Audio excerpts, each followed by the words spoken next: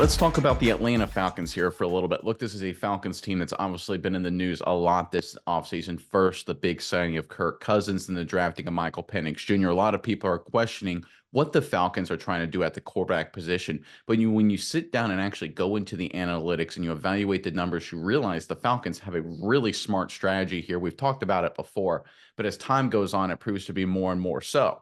Now, if you look at recent news, anyone's followed the NFL has heard that Trevor Lawrence, quarterback for the Jacksonville Jaguars, just signed an absolutely massive long-term deal, joining the ranks of quarterbacks like Jared Goff, who are going to get signed or who already got signed. In fact, let's go ahead and pull up the chart of the current ranking in terms of average cap hit per year in the NFL at the quarterback position.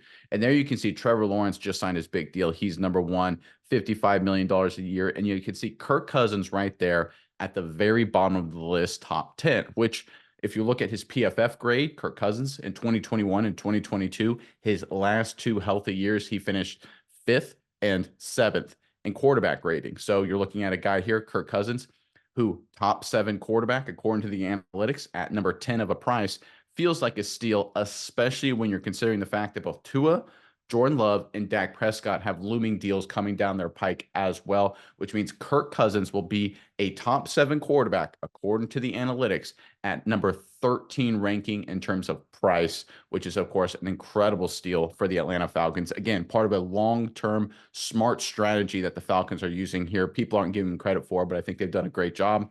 Mize, I'm curious what your thoughts are on this. But first, Falcons fans, in the comment section below, based on how everything is shaken out this offseason, looking at the mega deals guys like Trevor Lawrence are getting, for example, who I like Trevor Lawrence, but how good is he really? He hasn't really shown a whole lot consistently at this point.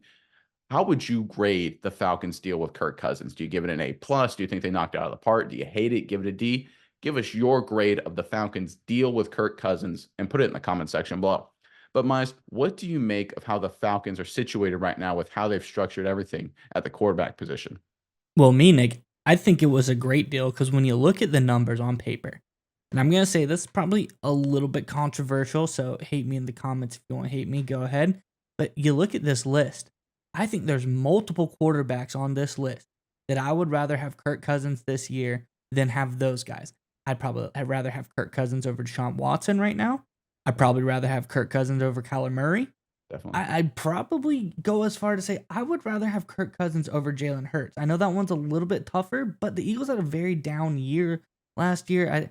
I think that they weren't the same as they were the previous year, and I just think Kirk Cousins is so consistent. That's the key with Kirk Cousins. He gives you that same high-end level of performance. That's like an upper middle level of performance all the time. So for him to be on this list, and there be a couple guys mixed in there, which some people may disagree. I think there's at least 2 guys on there. I definitely inarguable that I would rather have him than them on my team right now. I think you get him for a steal of a deal. I mean, obviously, Patrick Mahomes probably better than Kirk Cousins. Joe Burrow, that one's a little bit tougher because of the injuries there. Joe Burrow's he's young, but he's got a lot of injuries as well. Justin Herbert probably more talented. Jared Goff, I would say they're probably relatively similar, but the age Jared Goff is much younger. Kirk Cousins is paid less than all of these guys. I think this is a great deal for the Atlanta Falcons, and I think people, they just want to hate. And when you break it down as Falcons fans and you look in the numbers, you look at what is going on around that quarterback, you just see the big number and you're like, wow, this guy's old. Why did we pay him so much? You didn't. You really didn't pay him that much. You got a really good quarterback for, if you look at all the players around him, a pretty good deal.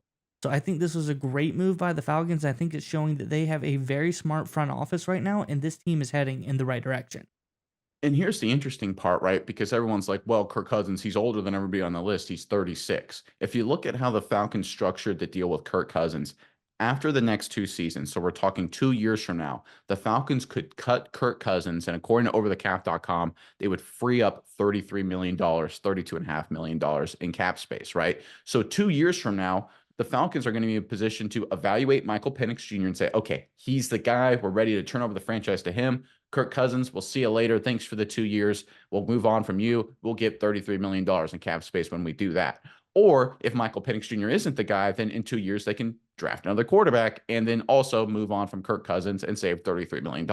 So no matter what they do 2 years from now, they're in a perfect position to transfer off of Kirk Cousins if he is showing that signs of age, whether with Michael Penix Jr. or draft a different guy, right? They've set up themselves absolutely perfectly. Everyone knows Kirk Cousins has 2 to 4 years left realistically in his career. If he goes more than that, it would be a big surprise. But the Falcons put themselves in a position with this deal to perfectly align themselves, especially when they drafted Michael Penix Jr., to that timetable. If Kirk Cousins, after 2 years, is washed, guess what? You already have a potential starter in the wings, or you can go draft one then. If he's got more in the tank, hey, maybe you set on Michael Penix Jr. a little longer, a la Jordan Love with the Green Bay Packers, until it's time to finally move on Kirk Cousins, right? Again, the Falcons have set themselves up absolutely perfectly at the quarterback position. And I agree with you. I'm blown away in the media how everyone is just so hating to hate on what the Falcons have done here.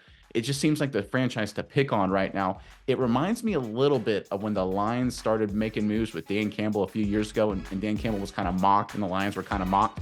No one's laughing now when you look at how good Detroit has become. I think we're going to see the same effect in Atlanta.